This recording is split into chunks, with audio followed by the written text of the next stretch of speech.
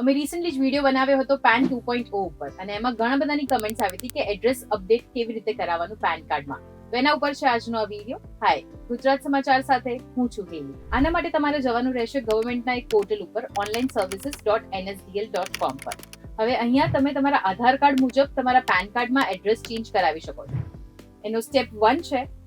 સૌથી પહેલા તો ઓપન કરશો એટલે આ પેજ ખુલી જશે. અહીંયા તમારો પેન નંબર, આધાર નંબર લખી લો. હવે આઈ એમ નોટ અ રોબોટ પર ક્લિક કરી સબમિટ કરવાનું છે. હવે એક ઓટીપી આવશે તમારા રજિસ્ટર્ડ મોબાઈલ નંબર ઉપર. એને કોપી કરો અને અહીંયાથી સબમિટ કરો. એન્ડ ઇન કેસ જો તમારે ઈમેલ આઈડી અથવા તો ફોન નંબર પણ અપડેટ કરવાનો હોય તો અહીંયા યસ ઉપર ક્લિક કરી એ નવું ઈમેલ આઈડી અને ફોન નંબર તમે અહીંયા ફિલઅપ કરી લો.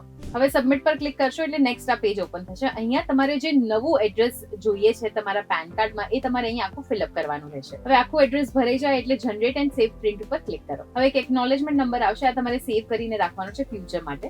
અને એક વખત ઇન્કમટેક્સ ડિપાર્ટમેન્ટ તમારી એડ્રેસ રિક્વેસ્ટને કન્ફર્મ કરી લેશે. એના પછી તમને ઈમેલ પણ આવી જશે અને સાથે જ તમારા પેનમાં એડ્રેસ અપડેટ પણ થઈ જશે. બહુ જ ઇઝી અને સિમ્પલ પ્રોસેસ છે. હાર્ડલી 5-1 મિનિટ લાગશે તમને આ બધું ફિલઅપ કરતા. તો હવે આ તો થશે આધાર કાર્ડ મુજબ પેનમાં ચેન્જ. પણ જો તમારે આધાર કાર્ડમાં જ એડ્રેસ હજી ચેન્જ કરાવવાનું બાકી હોય અને જો જાણવા માંગતા હો એનો ડિટેલ વિડીયો તમારે જોવો હોય તો કમેન્ટમાં લખો CAA, which is a short form of change Aadhaar address.